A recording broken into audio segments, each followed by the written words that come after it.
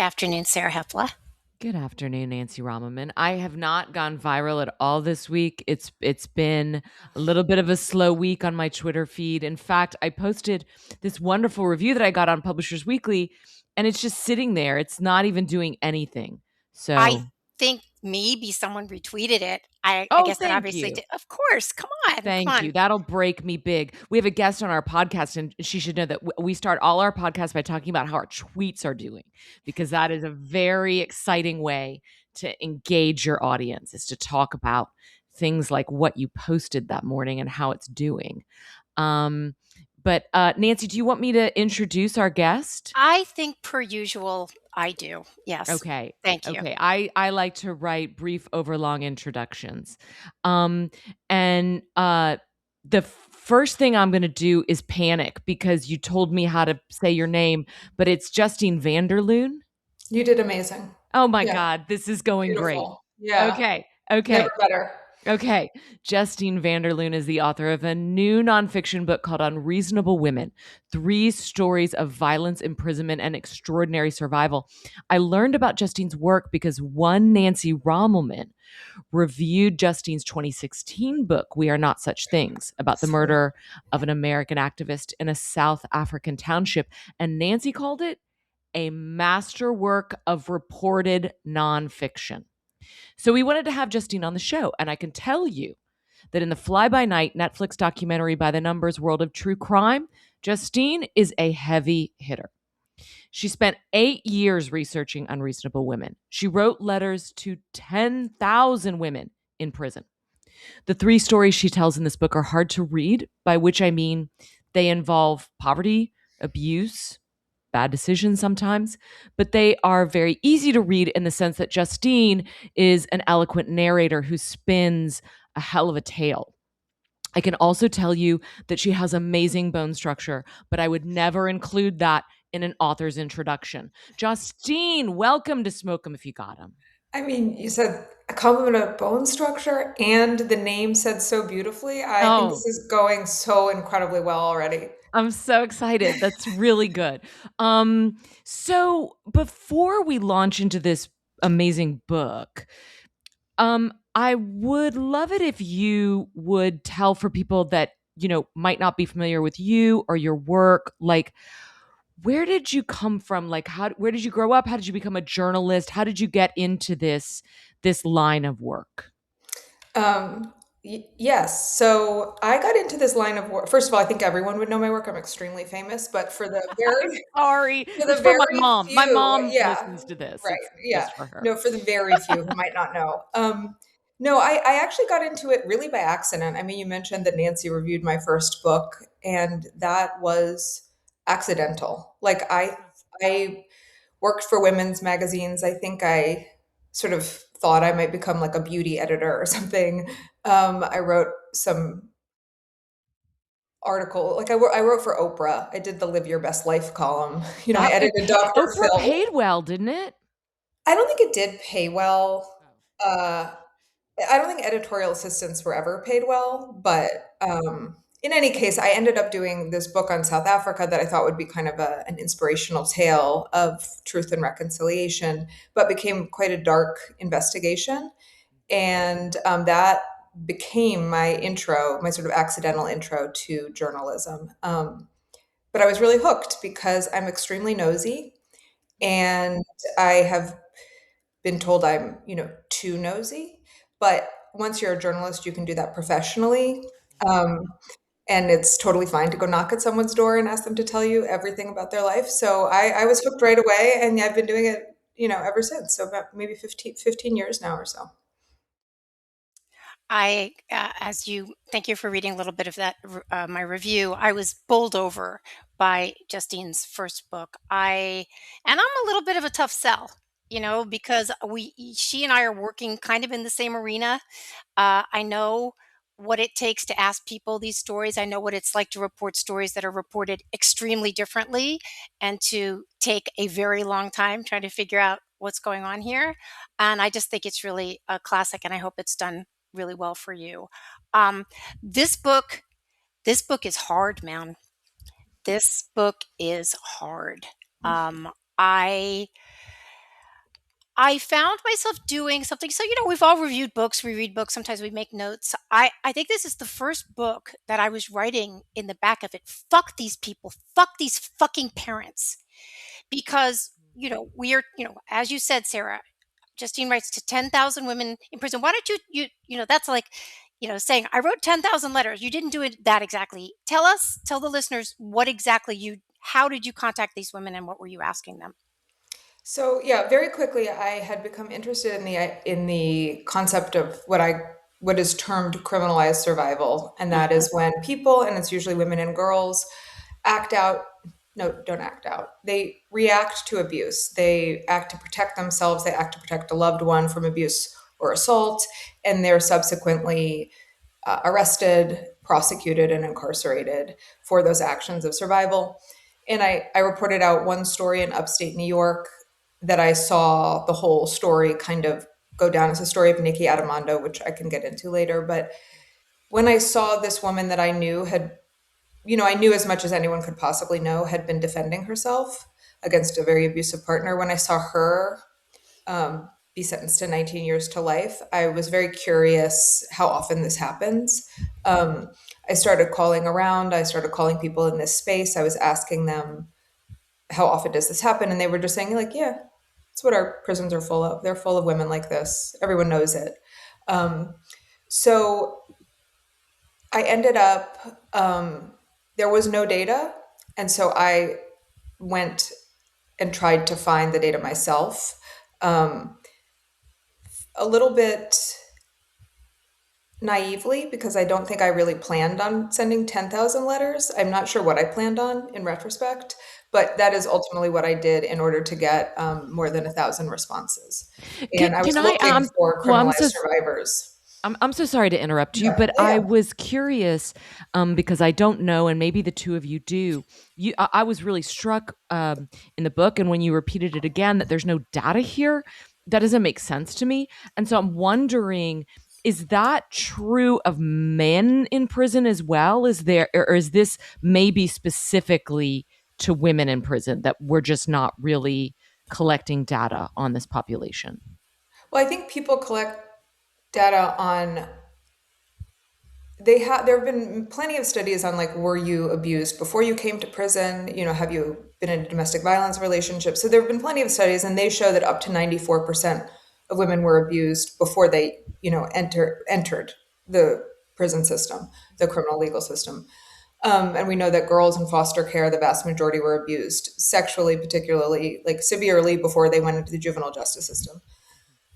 But of course, there actually is no data. There was none. I feel like now you said data and I said data, but there Yeah. is no. I'm Let's like I mean, going back let's and throw forth. down about that. What's it I going to feel be? data is probably more elegant. Data. Um, Data data does sound more elegant. I data think you're does sound right. more elegant, and I feel like I maybe usually say it, but now I'm a little confused. Um, but of course, there would be none because, like, by definition, um, like, if you look at the woman just for an example, the woman whose case this started with, Nikki Adamando, she claimed self-defense, but she lost. So therefore, she was just convicted of murder. You're not convicted of, like, murder, but you were kind of protecting yourself. The state can't do that. You have to have been a cold-blooded killer. So then once you're funneled into the system, you did not protect yourself. That's like the facts of, by the state. And those are then the facts of the case. And so you are only there with, like, a felony conviction and an inmate number, and then any prior story you have is completely erased. So the state wouldn't say, "Yeah, we have all these women that were abused and we're fighting back, and but we put them in prison anyway." They're saying, "No, they were lying, or they didn't need to do it, or this wasn't what happened."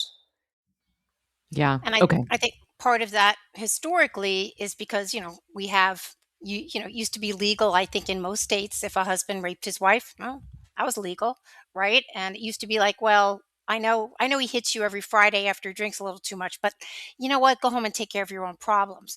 Yes. That's now slowly changing. The laws are changing, But what hasn't changed, and we'll probably get way more into this, it hasn't changed that prosecutors want to win cases. They don't go in and look at a Nikki Adamando and say, wow, she's been beaten, 180 times by her husband. I'm making that number up right now, but it's probably not far from the truth. Um, and then say, well, so, we're going to prosecute her, but maybe we'll go a little easier. Like they want to win, they want to double you. So you are now dealing with a prison population which starts just way, way, way behind the eight ball. And it is not surprising that there's not data on these particular kind of subset of women who, for the most part, are killing either their abusive spouses, abusive stepfathers, or boyfriends, or something like that. Am I getting that sort of Yeah, yeah, correct? absolutely. Exactly. Yeah. So you send out 10,000 surveys and you get 1,000 back. That's just a huge amount of information. How do you choose Yeah. 3 stories from that? Well, so the book it was a huge amount of information, and really qualitative data, as well as quantitative, because it just had so many stories, because I wrote very open-ended questions for the most part. I didn't want to prime them. I didn't ask anyone, like, are you a criminalized survivor? Did you even, were you abused? I didn't ask any of that. So people had to offer it, and people offered me just a lot of narrative, a lot of their own stories. Um, so I did interweave so many of those stories and, the commonalities with all of the rest of the book. So there's a lot of like legal and historical context, which I hope and think isn't really very eat your vegetables, but is quite like woven in. Um, and and then I also put all these other stories, just a line or two, to support, that something is quite common, say killing somebody under, when you're under duress or something. I would have lines from people. So I tried to incorporate a lot of different stories, but I picked the 3 women that I focused in on because, well, I picked one woman first, Tanisha Williams of Michigan, and she was my first subject. And from there, um, Gemma Heffernan of Missouri and TC Brooks of California, they were really good. Like, they all had these stories with all these commonalities, but they were really distinct. They happened in different states. And one was a pretty straight self-defense, Gemma. Tanisha was under duress. And then I was looking for somebody who had reacted to a childhood abuser, because I think that's another element of it.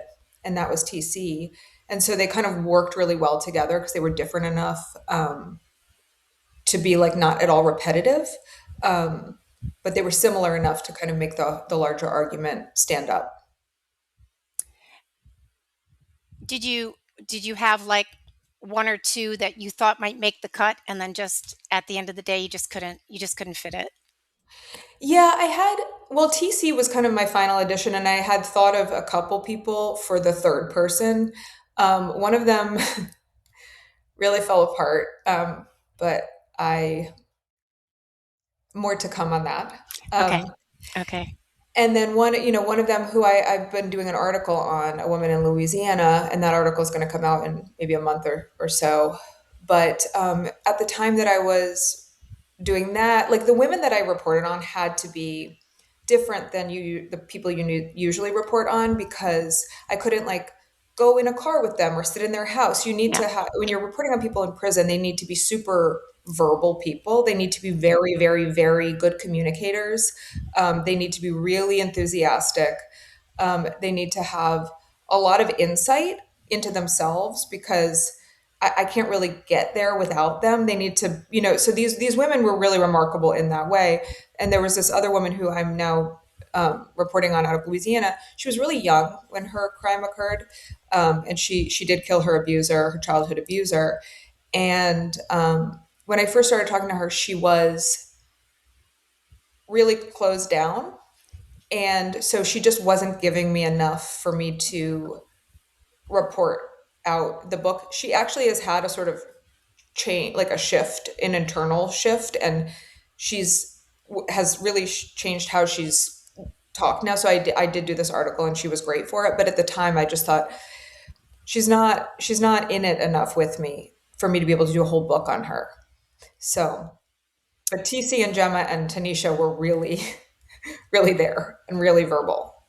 Um, Writing a book about anything is a really intense commitment, and you have to really be looking for something, digging for something, wanting, maybe obsessed at certain times. This took you 8 years. I'm sure there were different, reasons and things going on during that time. But I mean, like, what kept you going? What were you trying to figure out? What was the question that drove you through those 8 years? It was 7, but I have been doing. I mean, I don't want to act like I did it for 8 when I did it for 7, No, that's fair. but it's what you say is so true because I remember I've been talking to a friend of mine and he's thinking about doing a book on something, and I think his agent has told him like this is a book that will sell. You should do this. He's like, oh, I'm not that into it, and I just thought, man, you better be pretty into it when you start, because partway through you're going to really wish you'd never begun, even if you were obsessed when you started. Yes, you know, absolutely. halfway through you're going to think, Absolutely. oh, I really wish that I like hadn't ever started this ridiculous endeavor, Yes. and I hate every part of it, and I Yes. don't want to know anything else about Yes. this subject matter, and I just wish I'd done something totally different. And so I was like, and that's starting from a place where there's nothing you want to do more in the world than this Right. book. Right. So, you know, is the question like what was driving me? Is that kind of, Yeah. What did you want to yeah, like? What was it? at first I think that what was driving me was um, a kind of crazed sense of injustice because I was starting, it's quite something to sit in a courtroom and watch something that like watch a prosecutor twist something and watch someone get found guilty by a jury when you're like, the other side and you just think, wait, what's going on here? And watch someone get sent away for life to prison. Um, it's a very motivating, well, at least for me, it was quite motivating. And then, the more I found out about Tanisha's story, that was the first story, the more um, I think I sent out these letters and I thought like, and I sent them out in batches because it was just me doing it. And then I thought, is anyone going to write back to me? Like, will this work? And I just remember the first group of letters that came in from Oregon, from Coffee Creek Correctional Facility. This little batch. It came into my PO box, and I was like, oh, like it's working, And their stories were so great, and I really felt like I was uncovering something sort of unknown, And I felt like I was doing something kind of different in the way that journalism is typically done. Um, so the stories and like the people themselves and getting it right and getting all of the information and kind of building something that drove me. But I think I would say maybe halfway through, maybe a little more than halfway through, I definitely burned out for quite a while. I think for a year I was doing it partly and doing other things because I just was like, who cares? Who cares about any of this? What have I done? But I came back to it. Um, and I also think that who cares moment was really telling in that I think that it's kind of the function of mass incarceration in part is to make everything so overwhelming and so big and so ridiculous, and every story is sad and like everything is you know horrible, that you kind of can get really numb to it and get kind of like think, well, maybe they should be there, maybe like I should just, maybe this is all just ridiculous. I think that that's like a function of it, so I think I really experienced that and then sort of push through. Or more to the point, not even like maybe they should be there, but it's also like, what can I do? Like like Drinking from a fire hose. like It's just like this is, too much. Yeah.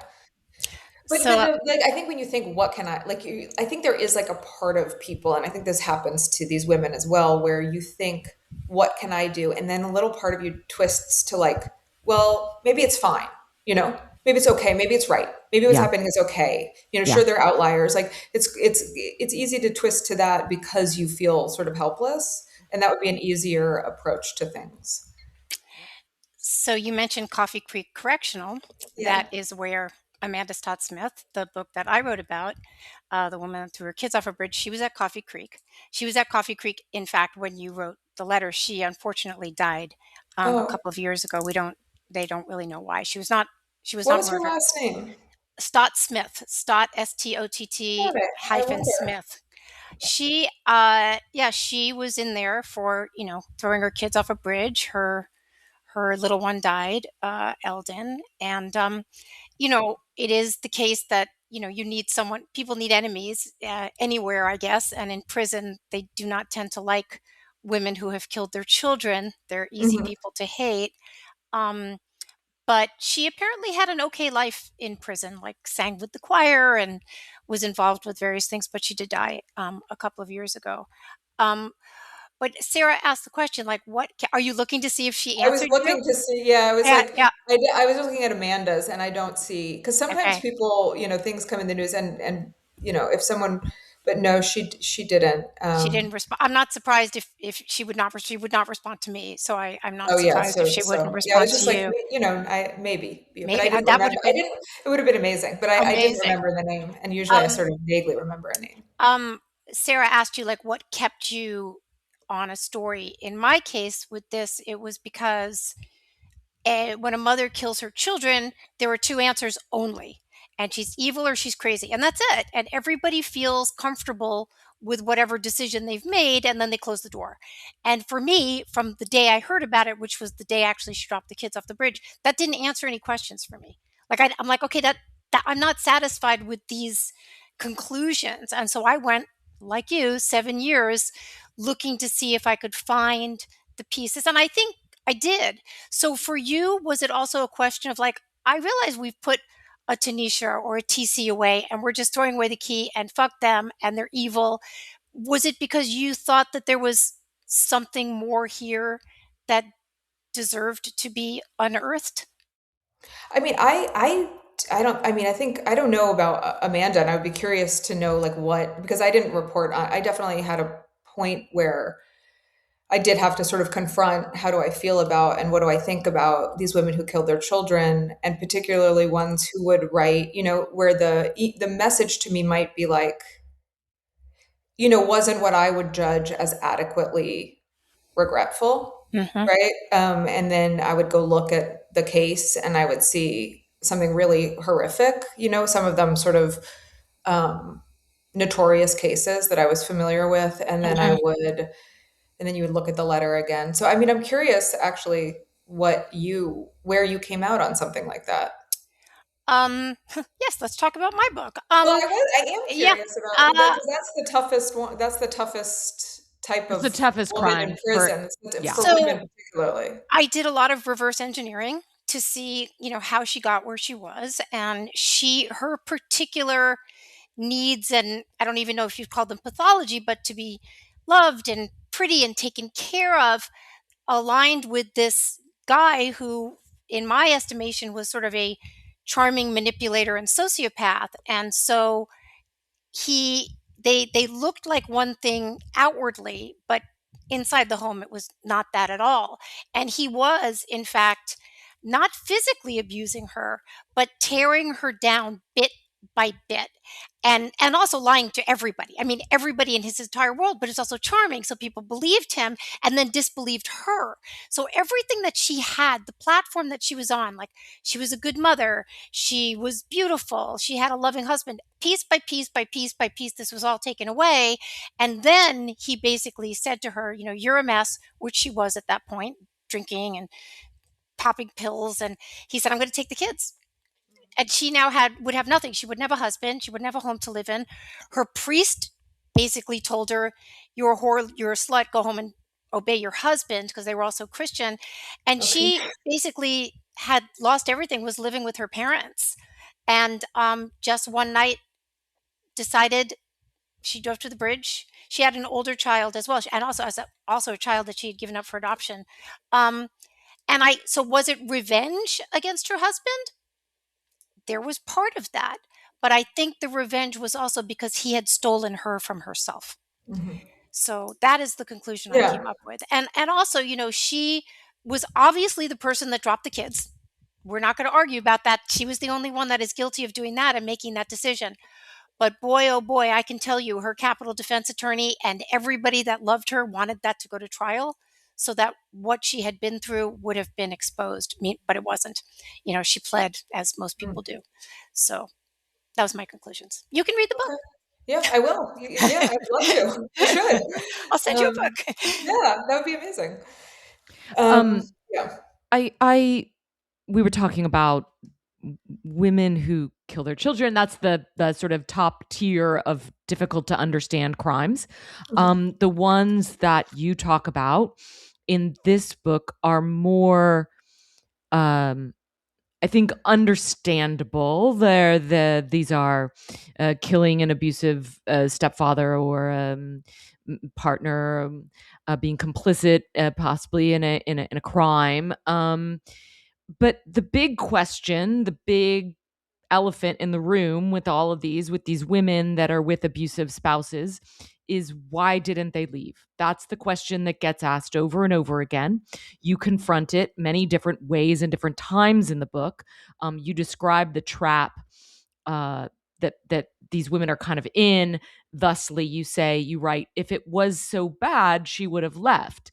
If she didn't leave, it surely wasn't so bad, right? So that's the double bind or whatever. I don't know if I'm using that phrase correctly. But I will admit that I did find myself in reading this book, it it's challenging, right? Like you're like, why doesn't, come on, you can leave. And for for so much of history, women didn't have agency in their lives. They were told that they didn't have you know rights. Well, for the last 100 years, we've been fighting to say that women do have agency, and so it can be really challenging sometimes to hear the stories of women. You're pretty much telling me that in some ways that she didn't, or like, how did you? I'd like to know how you dealt with this issue, this question, as you're listening to these stories and unfolding this narrative of like this big issue of why these women didn't leave and what amount of agency did they have in the crimes that they committed. Can you talk a little bit about that? I mean, to me, I think people don't like when people ask that question. They're like, "How dare you?" I think it's always just a pretty legitimate question for people to ask. Like people, in the sort of advocacy space are like, "Oh, Oh, yeah. you know, you." But I think it's of course, people who don't know about this, and people who do, I guess, always ask that because it is confusing. Like, to me, for the three women that I wrote about, and one of them, TC, it's never really clear what exactly happened there. Not to Mhm. me, and there's a part of in the middle of the book called Little Foxes where I just look about the fact that I'm never going to really know what happened in a lot of these cases. Um, but for like Nikki Armando, for Gemma, for Tanisha, to me in those stories it was quite clear why she didn't leave. And um Tanisha's was a case under duress in which she had a gun to her face and or her cheek and a hand on her neck, and so and she hadn't left before, and this guy was just her roommate, but he was abusive. She hadn't left because she would have had to go and live in a car. She was 19 years old and she just didn't want to go live in a car, so she was trying to prepare some money. I think the same with Nikki Armando. She had two little kids. She had no money of her own. Her family didn't believe her, really, didn't support her. Afterwards, they did, but at the time, they were just like, "Oh, she's so dramatic. Why does she always have like clumsy and dramatic?" So I think he had put her on Pornhub, and he had all these pictures that I think she was very scared would get out. She'd lose her kids. Um, and Gemma's story was she acted in self-defense against her husband who slipped into the house. I think her story was the hardest to understand why she didn't leave because she had more money than he did. They didn't have really any money, but she had more money than he did. So that one took me a while to untangle. But the fact of the matter was, she actually did leave like several times during their relationship, and he would just pop back up. Like he did not allow her to. So it sort of seemed, and I think that she herself, it's not, I don't even know that women, these women themselves, like you, it's not like they know they're going to kill this guy down the line, right?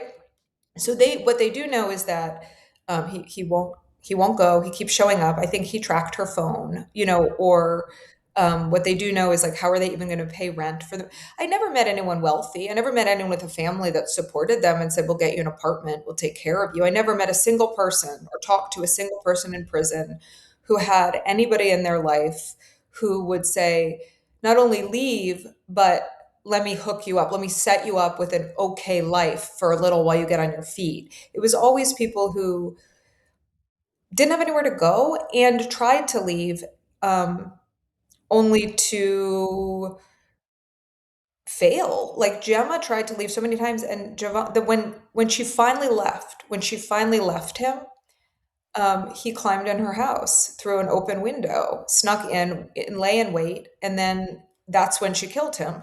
Um, so I just, my mom read this book. My mom doesn't really know anything about the topic. The first thing she said, these fucking prosecutors. You know, I think my mom's ever thought about prosecutor in her life. She was like, "Fuck."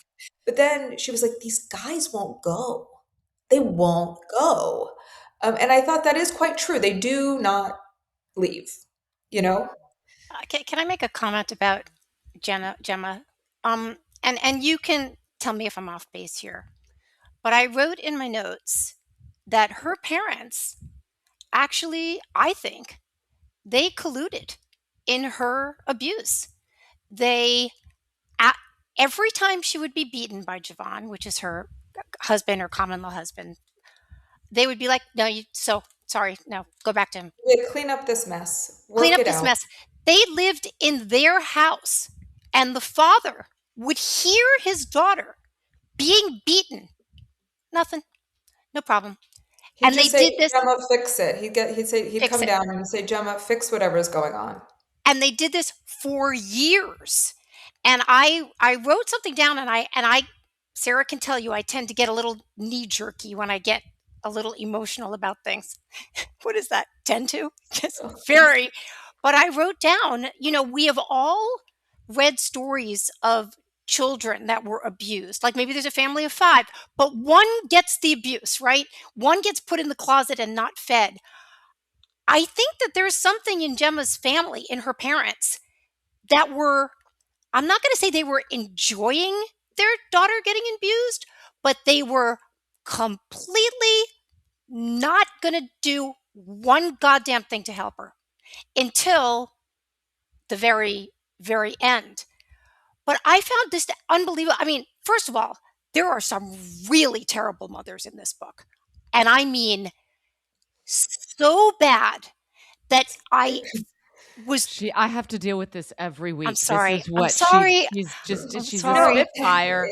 And it's not the best moms. It's not number one moms, They are you know. not number one moms. But I wonder if you could talk just a little bit about, yes, we have these people that killed people, and there were definitely extenuating circumstances, and some of them, like, would we have done something different? But I got to tell you, they were helped. I guess that's sort of what you call criminalized survival. They were definitely helped hundreds, if not thousands of times. Their families put them in danger over and over and over again, and then blamed them for their troubles. I found this No, so no, no. I think frustrating. it's interesting. I think that sometimes I'm really fond of like Gemma's mom, who I know she doesn't come off terribly well in the book, but I'm fond of her. So even, and she's been so gracious about everything. And as it was coming, and Gemma said, "We're so excited." I said, "I just want you to prepare your mom that like she's not, um, you know, that when Whoops. people read this, they're not." And so, but she has taken it like a champ. Do you know what I mean? She read the book and she said, "Justine, this is." She sent me a Facebook message and she was like, or I think she told Gemma, "It's full of misinformation." And I was like, "Oh my God, what's the misinformation?" And she was like, that her husband, I think, entered the Air Force at age 24, not 20. no, I was like, yeah, so there were a lot yeah, of. yeah. She said, and it says that you drank um, alcohol in the court bathroom and you didn't. And Gemma and I were like, she did. But I did think sometimes about this. I don't remember what the term is, but it's this idea in family therapy of like the chosen patient. And I may have been making that term up, but it's something like that, in which a family will, like a family will go into family therapy, and um, they'll, for the family, like they'll just be like, it's actually, Nancy's problem. Nancy's a problem. We're all coming because of Nancy.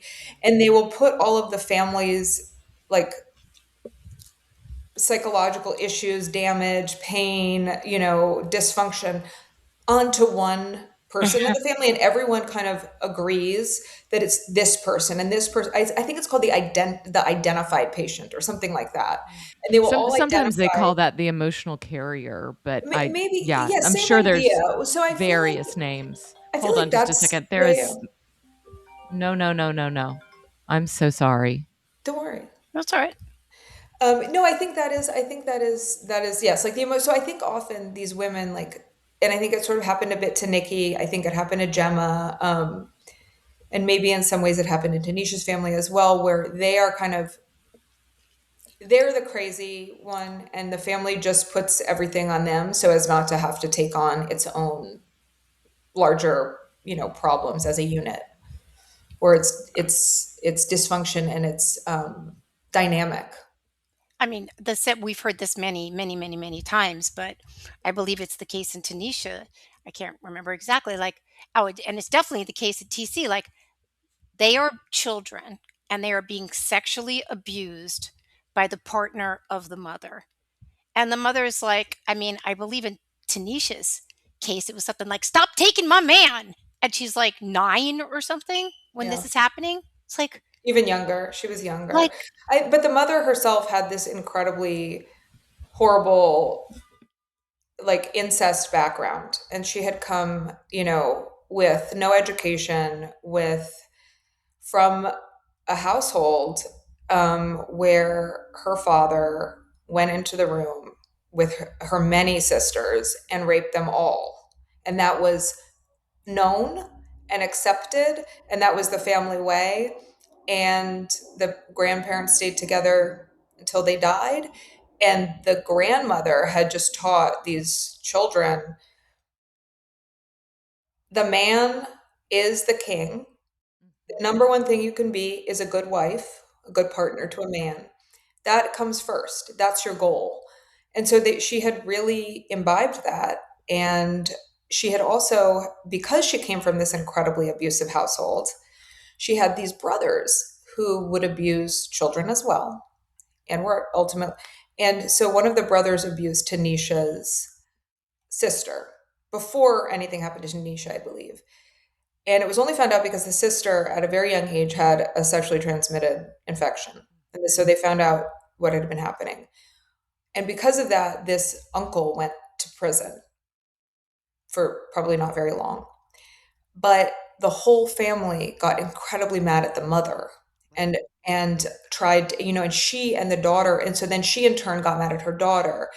And so, not to take away her agency and what she really put her daughters through, but she was coming from such a broken, damaged place that, like, I don't think she had any kind of compass guiding her.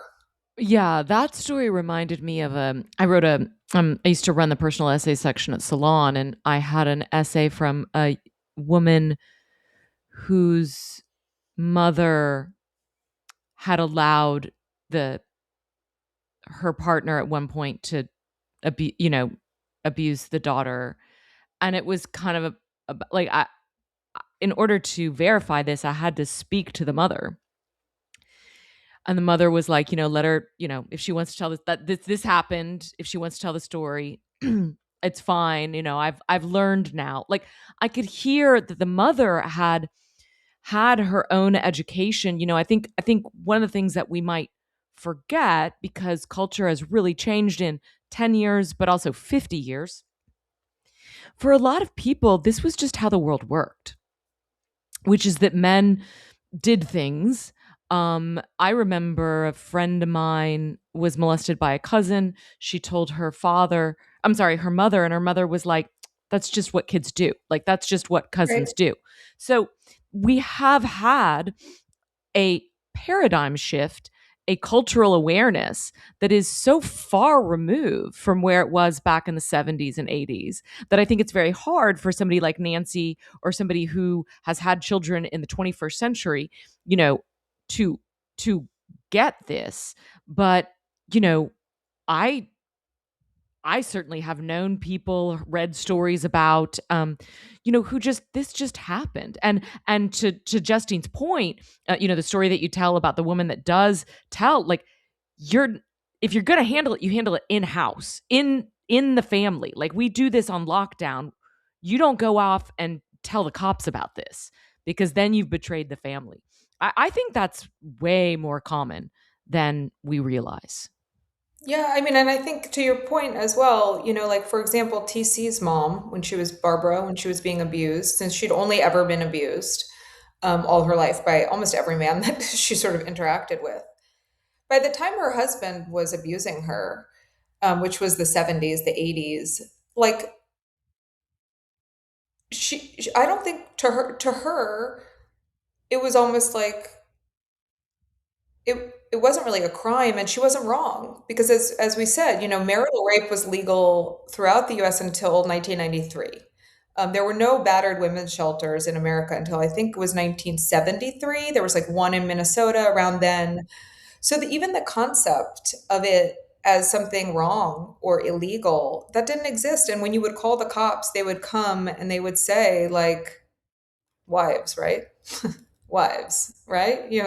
And that would happen to these women. So I think they were quite reasonable in assessing that what was happening to them was not wrong in the eyes of anyone in power, and so therefore maybe not wrong at all. If marital rape is if there's an exception to marital rape, then it's not really rape, and you can't even call what happened to you anything. You have nothing to call it. Um, so yeah, I mean, I certainly saw that with older women as well. Some letters from older women. I remember an older woman from Coffee Creek Correctional talking about sending a long letter, and she talked about being raped, gang raped by a group of boys, and then walking into her house and taking one look at her mom, and her mom knew. Like her mom looked at her and knew what had happened, and she said, "Well, guess you can't wear white on your wedding day." That's intense. Yeah, so she didn't have a great string of relationships after, and she ended up in Coffee Creek Correctional. Yeah. I have a question about TC's mom, and so her husband is Paul.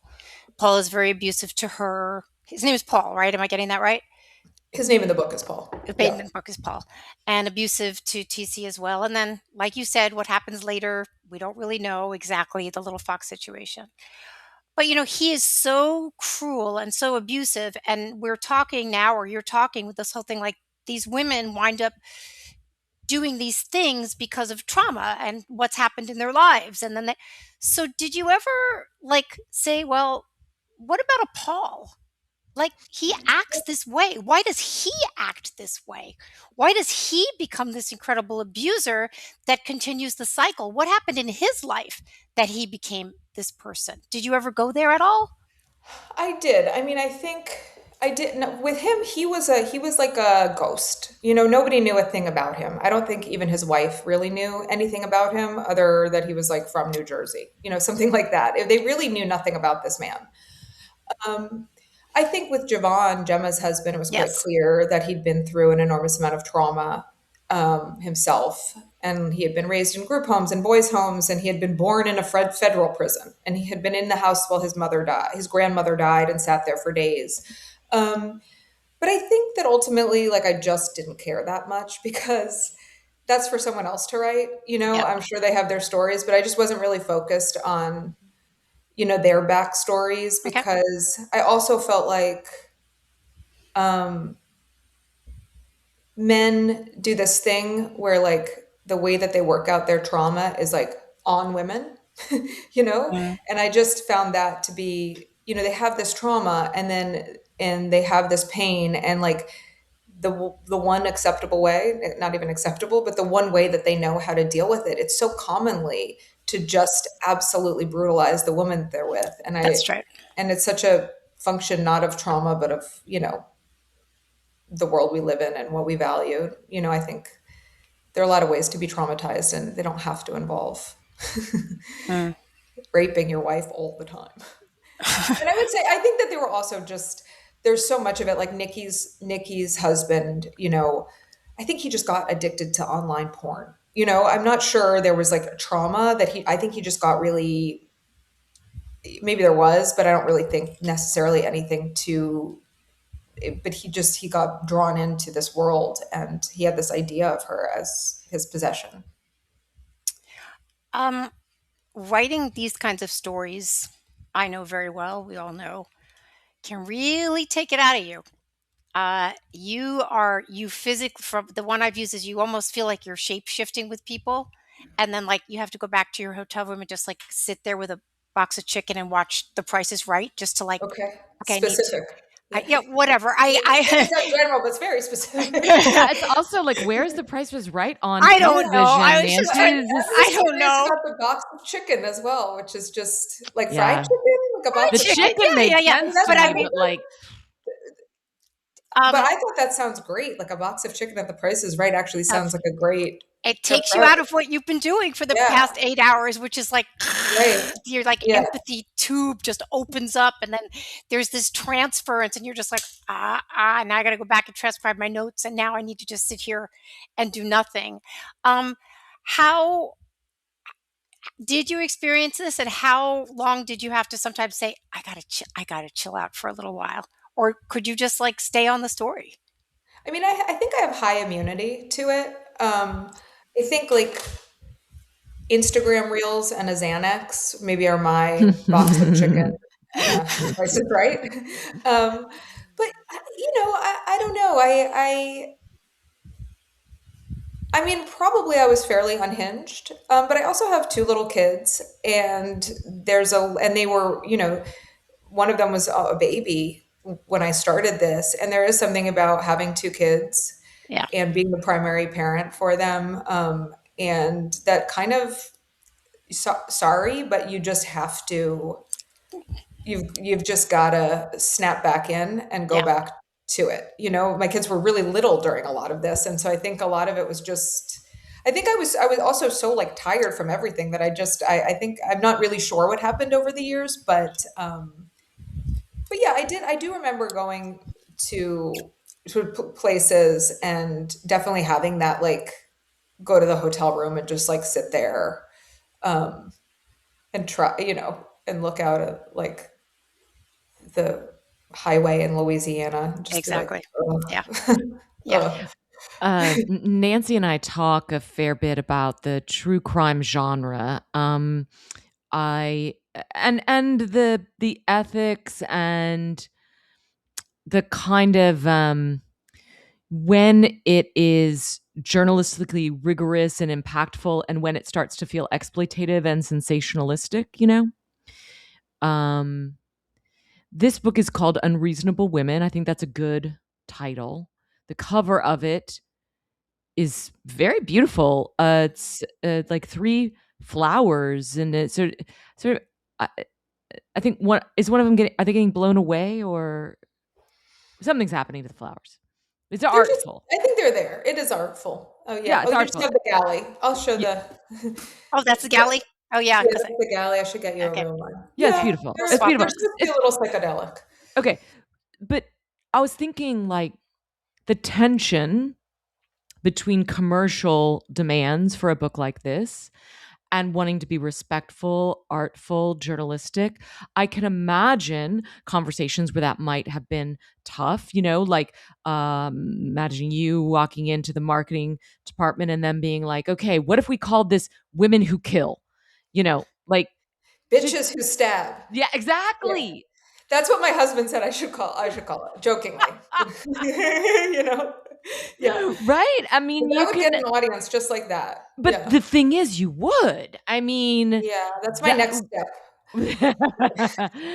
I'm just wondering if there was Yeah. ever a tension that you felt between the, what is exploitation and what is truthful storytelling. What was that experience like for you? I mean, so my publishing company, Echo, on this kind of thing, they were just great. There was just zero anything about, the topic. I think for me, I mean, I've just been doing it for a long time. This like particular subject matter, and I swear I'm going to stop any minute now. But no, I didn't. I feel really confident in the material, so Um, I don't feel concerned. I mean, I might be exploitative. I don't think so. I don't like. To me, I did at one point try to tone down the violence a little bit, especially the start of the book, because I got worried. I had some early readers who were like, "Wow, it starts with a brutal murder." Um, and when I sort of brought it back to my editor, she was like, "No, Yeah. it is what it is. If people can, it's going to be relentlessly difficult. I think what the main goal was, it just is. That's just the facts of their life, and there's no way to tone it down. So you just had to lean into it. What my goal was to make it very propulsive and to strip out Yes. anything extraneous, so that even though the material was difficult, you could really get through it, and that was more my goal, rather than to think about like true crime, etc. I just wanted to not make it eat your vegetables, because I thought it could easily go in that direction. So I think I don't even say the word patriarchy in the whole book. um, and I just wanted to make it so that people could get through it. And so far, people do say that like they start and they can't stop, except for one woman on Goodreads who recently was just like, I read 30 pages and I'm so sad that I Oh, just can't Yeah. go on. But everyone else, I think people say like halfway through, I was so upset. A lot of people start glaring angrily at their husbands, start looking at their husbands askance. Um, but then people are like, I was really happy, that I read it, that I got to the end. And that was my goal, really. That was my hope. I think your book and mine too, it's like they kind of categorize it under true crime, but it's not exactly what we think of as true crime. As I've told people, it's certainly more narrative, as is yours. It's not like that Yeah. kind of, lifetime TV true Bitches who crime. stab. Yeah. No. So just that's too Yeah. that's your sad. next book. Yeah. That's right. Yeah. No, So no, I think, but I would love the true crime audience. I think those people are. Do not turn them away. I would no, never ever say no to a single no. true crime audience member who also probably has like a very high tolerance for these things. Also, I would love them to come to my book. Yeah. Who are the long form writers that inspire you? The Or long just form. writers? It doesn't have to I be like mean, Matt. yeah, like today or of all Yeah, or time. whatever. I mean, I loved Brian Goldstone's book, There's No Place for Us. Have you guys read that yet? Mm-mm. It's about he won the Pulitzer for it just this year, and usually I despise whoever win. Oh God, they're so wrong and so crooked. And this time Yes. I was like, oh my God, not only am I in agreement, I don't even resent him for it. I That's don't even resent him amazing. for it. I don't even have to pretend I'm happy for him, but Yes. actually really hate him. Yes. Um, Yes. because Yes. I sort of held off on that book. It has a very dark cover. He did blurb my book, and so I went and read his, and I started it, and I was like, oh my God, like this is so good. This is so good. Isn't that great? I That's mean, so great. you haven't read it. It's truly like a great book. It reads like a horror movie. Like you start reading it, you're like, oh no, no, no, because it's about working homeless people in America. So it's quite similar to this book in the sense that it is this, but without all the sexual and physical violence. But it is this kind of like endless series of like structural problems, but he really paints the people well. So I really love that book. And for a long time, I felt really angry that it hadn't gotten its due. But then I got the Pulitzer, and now I feel like, okay, Brian Goldstone got his Pulitzer. So I love that book. I'm just gonna let people know it's $2.99 on Kindle right now. Yeah. Oh, terrible use of that book. You should buy the paperback. Buy the paperback. I mean, Yeah. it's not, what is I it? will. I will. $12 more Yeah. and so Yeah. much more pleasant. Yeah. But yes, 2.99 on Kindle. Okay. So I'm just Um, saying that's a really good price. yeah, that's a really good price. I I mean, well, she is alive. I don't know why I'm putting her in the old times. I love Svetlana Alexievich, who wrote like these oral histories, but she won the Nobel Prize, so she's fairly well known. But she was writing these like these oral histories that she just says like, well, they're not really true and they're not true because she just doesn't want to deal with like having to be in a genre. And I think I love that she like made her own genre. Um, because they're clearly true, but she just didn't want to be hemmed in by journalism. So she went around the country and she'd just interview like the last of the Soviets, all women during like I don't even know. I sort of missed all of the historical parts of the book because I just got really into all of her characters. But I love her work because it's just free. I think I love work that's free, where So a person interesting. does something like different. Um, yeah, I mean, I'm a Random Family fan. Mhm. I'm like I can't, you know. Um, who do you I mean, I know it's not my show, but I'm curious who you guys love. Yeah, who do you love in this genre? Nancy, you have a couple of like kind of true crime adjacent writers that you love. I love Robert Kolker, Okay, who yeah, wrote Lost Girls, and Lost he Girls. blurbed To the Bridge. Oh, nice. And in fact, he's in my hot box this week when we get there. Okay. Um, in this genre, I have, as you can see, you're in a white room. I'm moving this week, so I see. all my books are off Oh, the your shelf, or I empty would just, shelves. yeah, or I would turn around and look in my kind of like murder true crime. But I loved Anne Rule's book on Ted Bundy. Okay. The Incredible, Stranger Yeah. Beside Me, I think it's incredible. called. That book really rattled me and Yep. like got under my skin. You should listen. I've read it and I have listened to it several times on audio. She narrates. Oh, Anne okay. Rule does. I mean, she died a few years ago, but You write it down. it is no. Oh, The Stranger No, I Beside Me. have it on I've audiobook. heard of Yeah, it, Yeah. but I've never read it actually. I'm yeah. It's writing it It's down. good. for people that don't know. So she actually knew Ted Bundy and worked alongside him She was friends with him, like in a buds it with him. because they He worked seems at like a a charming guy, right? He That's how was charming, he was yep. handsome, like handsome. it's for real. Like Right. and she continues to be friends with him. Like it's Well, a really compelling. it's a Okay. very good. The Okay. Adversary by Emmanuel Carrere is Oh, yes, yes. incredible. I just read it for the third time. I did a series on sociopaths for Smoke 'em if you got him, and I did his book, which is a very What's short, quick. The Adversary what by is it? Emmanuel. It's about a man who lives he lives on the border of Yes. Switzerland and Oh France, my God, and I just read this book. I just read oh, this book like a okay, few months ago. Yes, yes, go on. Sorry. one I of was the kind most. of, So yeah. he's a family man. He's very successful. He's a doctor. He travels across the border to Switzerland every day to his big job, uh, and then he's investing his family's money and all of this stuff. But then there's some maybe problems, and maybe it's not really the case that he's invested his money. Maybe it's the case he doesn't even really have a job, and instead of facing the shame, he slaughters his entire family, Holy. and he is and his parents.